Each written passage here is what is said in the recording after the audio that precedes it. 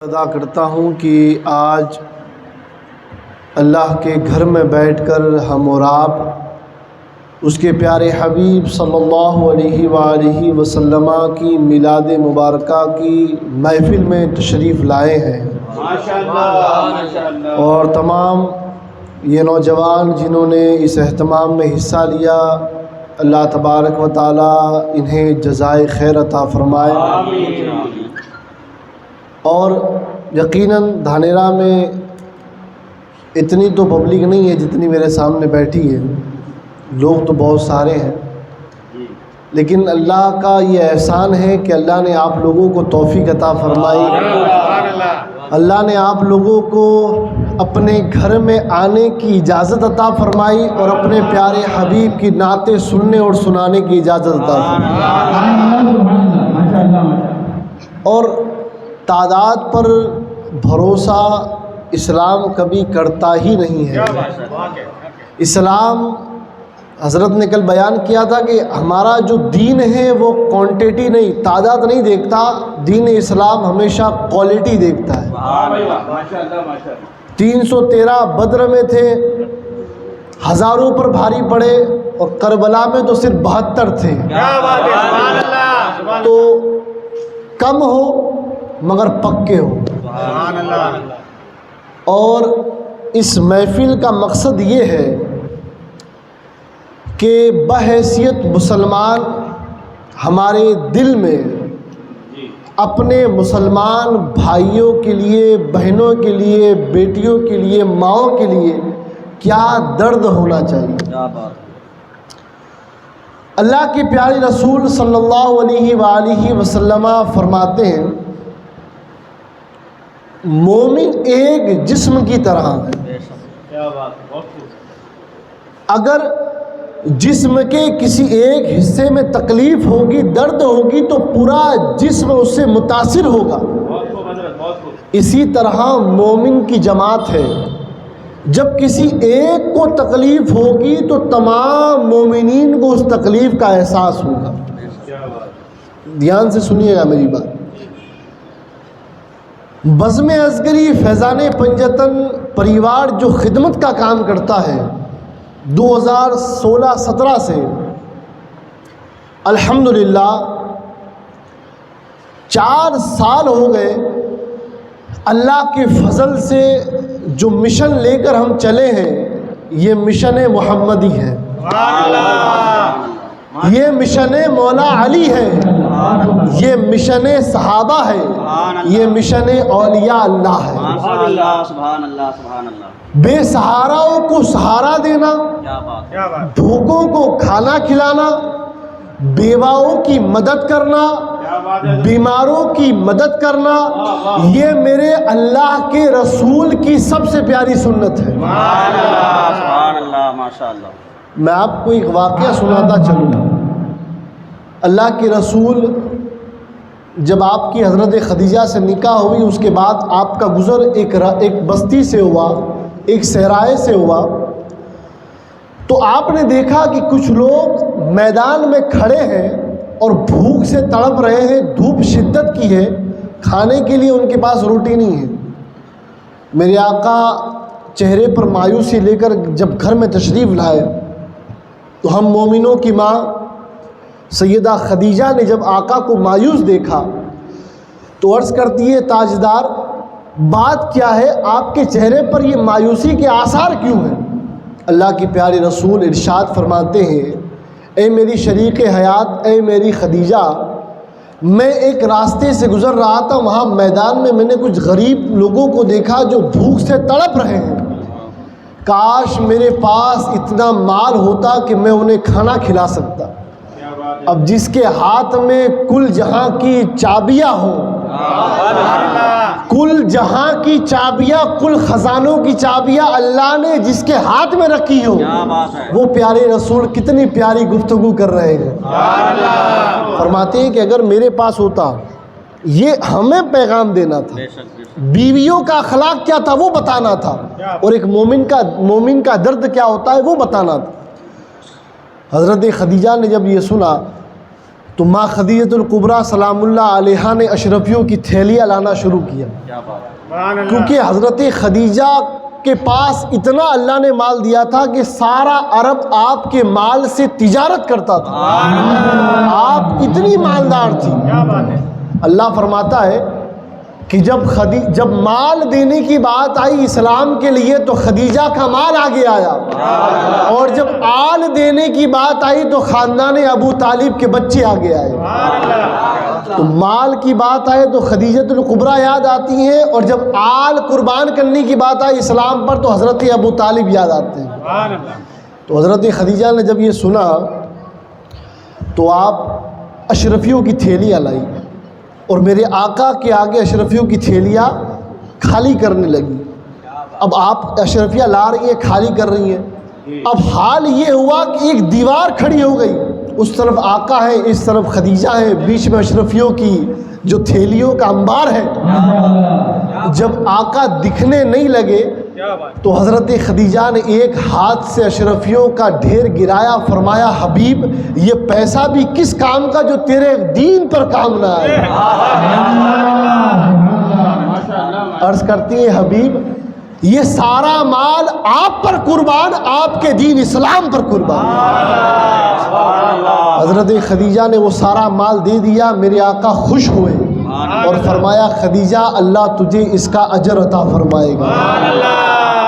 حضرت خدیجہ کی شان پھر ایسی شان تھی کہ اللہ جبریل سے کہتا جا جبریل جا کر میری بندی خدیجہ سے کہنا تجھے تیرے رب نے سلام بھیجا ہے۔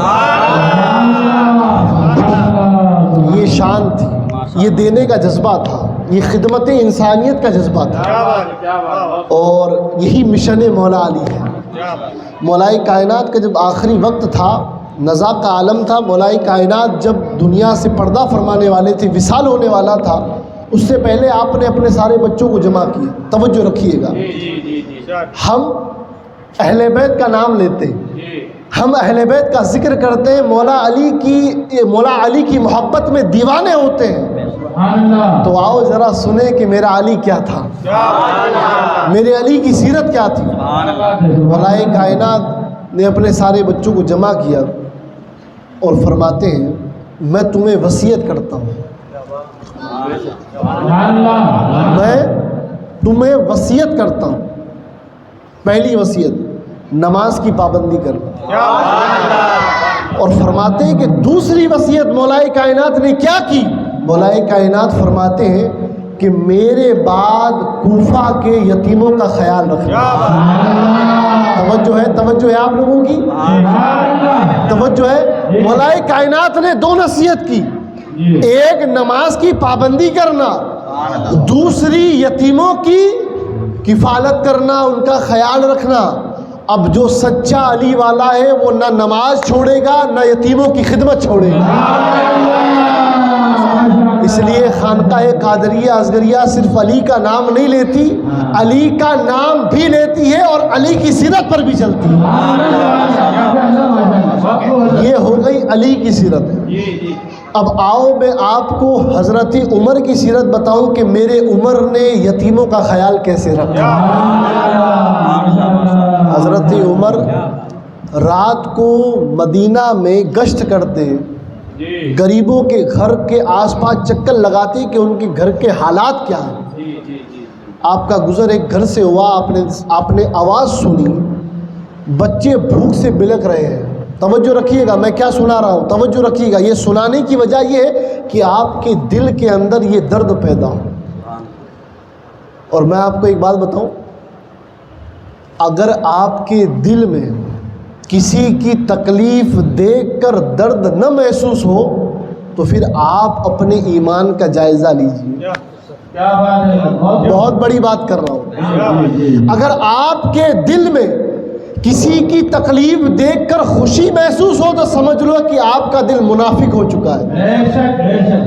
اور اگر کسی کا درد دیکھ کر، کسی بیوہ کے آنسو دیکھ کر، کسی غریب کی آہیں دیکھ کر، کسی مریض کی تکلیف دیکھ کر، کسی بچے کا رونا دیکھ کر، کسی غریب کی تکلیف کو دیکھ کر دل روئے، سمجھ لو کہ دل میں ایمان زندہ ہے۔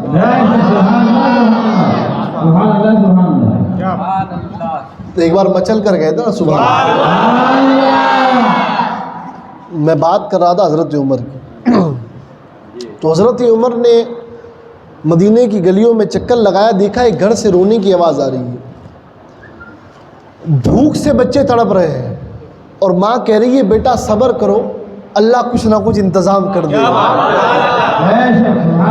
حضرت عمر یہ باتیں سن رہے ہیں کہ آپ کی آنکھوں سے آنسو جاری ہے۔ آپ فوراً گھر پہنچے، آپ نے آٹے کا تھیلا اٹھایا اور اپنے کاندھے پر ڈالا۔ غلام کہتا ہے حضرت میں کر لیتا ہوں۔ حضرت عمر جواب دیتے ہیں کہ بروز قیامت جب میرا رب پوچھے گا تو میں اسے کیا جواب دوں؟ میرا کام مجھے ہی کرنا ہے۔ آپ نے کاندھے پر تھیلا ڈالا، گئے اس کے گھر پہنچے، دستک دی۔ اب وہ خاتون تو پہچانتی نہیں تھی کہ کون ہے آنے والا۔ اندر گئے، کہا اے اجنبی کیا لینے آئے ہو؟ فرماتے لینے نہیں آیا، دینے آیا ہوں۔ حضرت عمر نے وہ آٹے کا تھیلا دیا، روٹیاں پکی، ان بچوں نے کھائی، بچے دعائیں دینے لگے۔ وہ ماں گفتگو کرتی ہے، کہتی ہے کہ تجھے اتنا خیال ہے مسلمانوں کا حاکم عمر کیا کر رہا ہے؟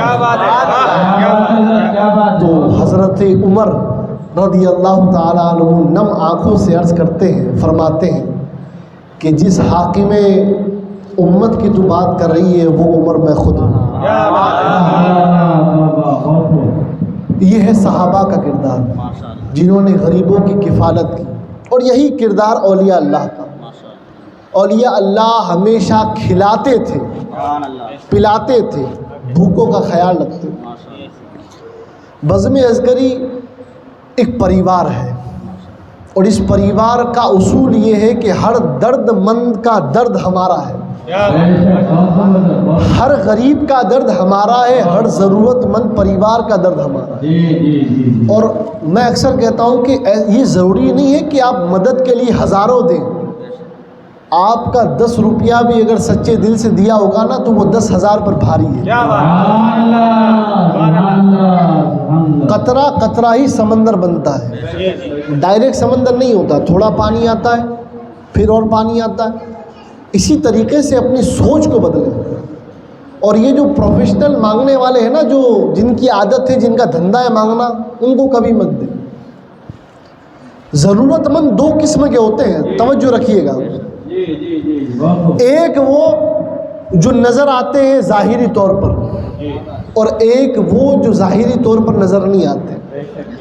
لاک ڈاؤن کے اندر حاجی صاحب ہم نے ایسے پریواروں کی مدد کی جو اچھے گھر، جن کے اچھے گھر ہیں مگر عزت کی وجہ سے خاموش ہے۔ ضرورت مند 2 قسم کے ہوتے ہیں، ایک جو مانگنے کے لیے در پر آتا ہے، اور ایک وہ جو تکلیف میں اپنے گھر بیٹھا ہوتا ہے مگر کسی کے سامنے فریاد نہیں کرتا۔ اور بزم عسکری کا کام یہ ہے کہ بزم عسکری راشن کی کیٹیں دن میں نہیں پہنچاتی، رات کے اندھیرے میں پہنچاتی، تاکہ سامان لینے والا بھی عزت سے سامان لے اور دینے والے میں بھی تکبر پیدا نہ ہو۔ یہ کیوں ہوتا ہے؟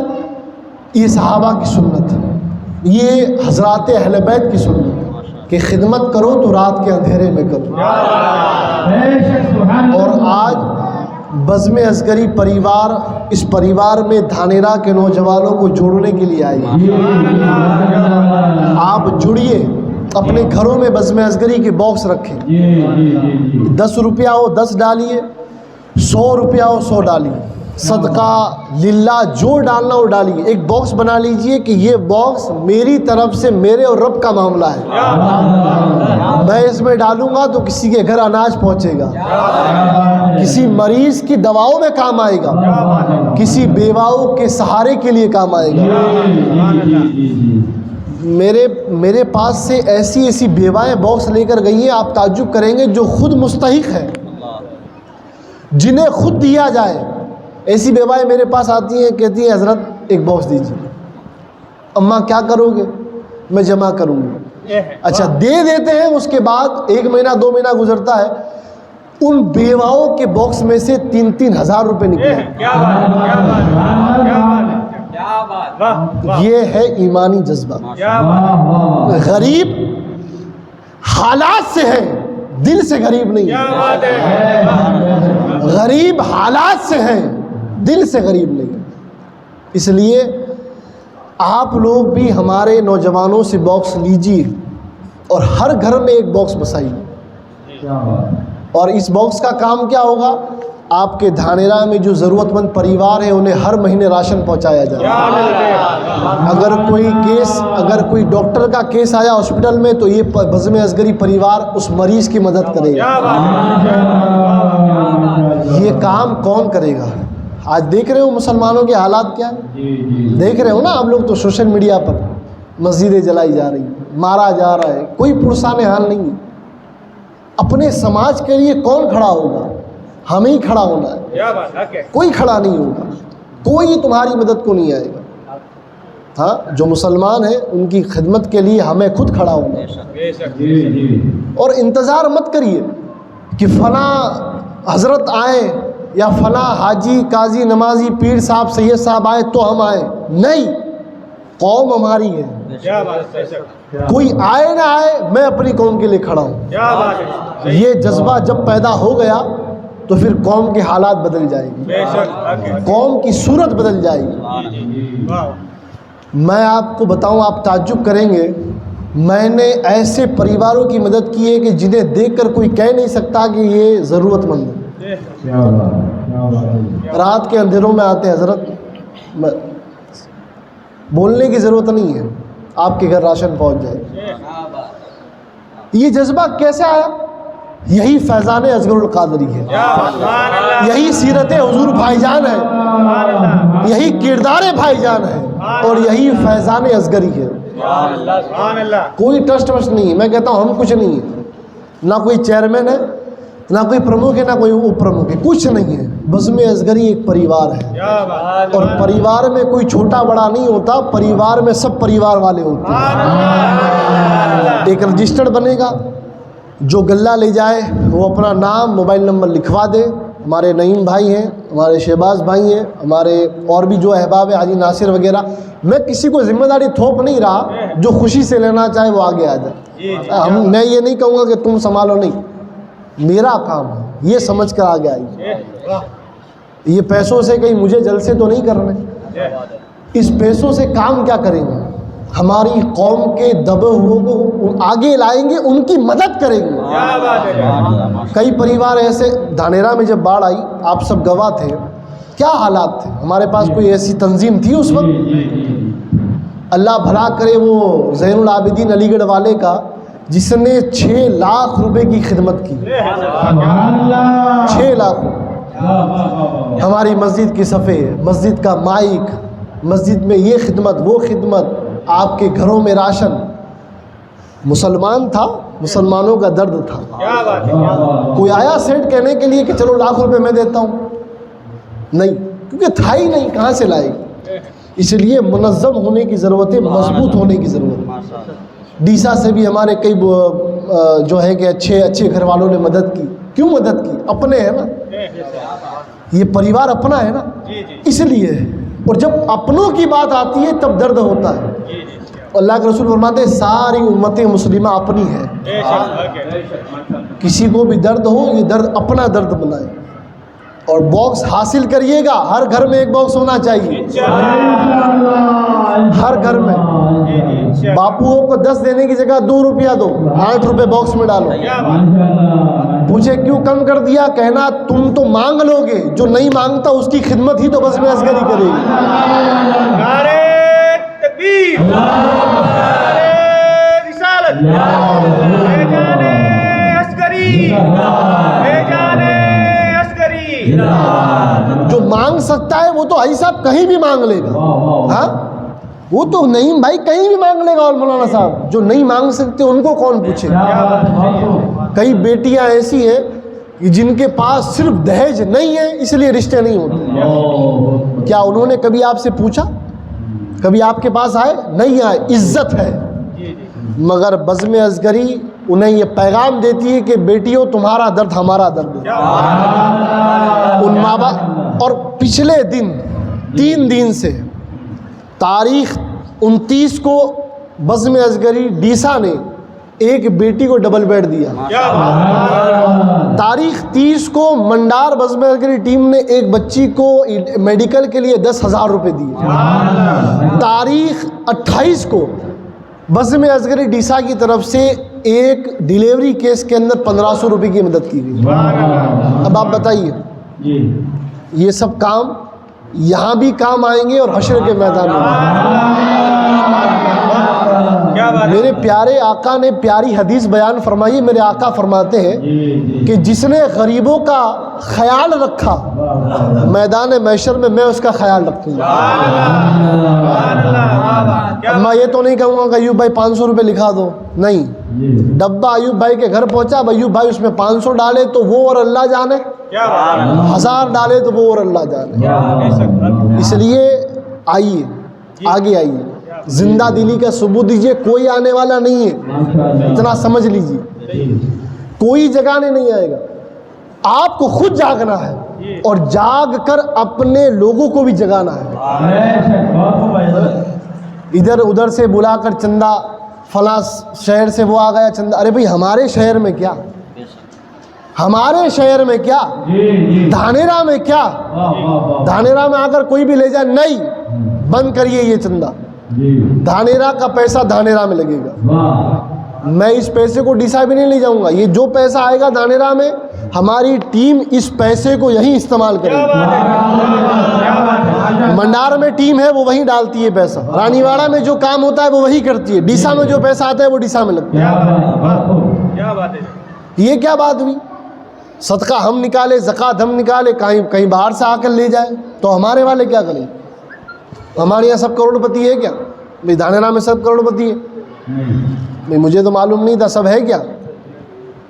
ویسے تو کروڑ پتی ہے نا, دامن مصطفیٰ جو ملا ہے,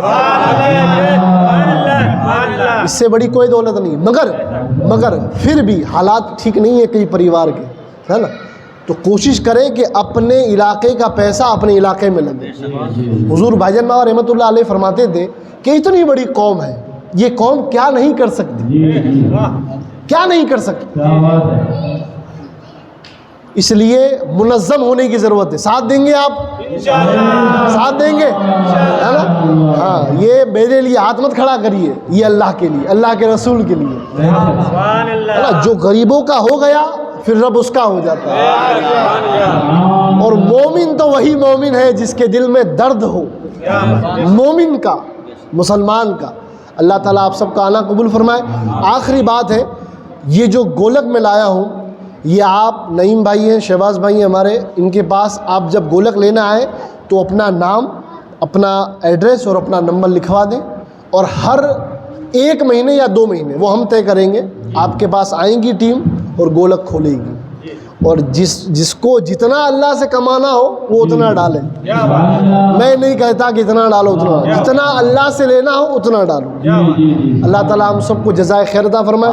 میں حضرت محمد علی بابا صاحب کو مائک سپرد کروں گا کہ آپ بزم اصغری حق میں دعا بھی فرمائیے, اور ان چیزوں سے کیا حاصل ہوتا ہے وہ بھی حضرت بیان کریں گے. السلام علیکم ورحمۃ اللہ وبرکاتہ.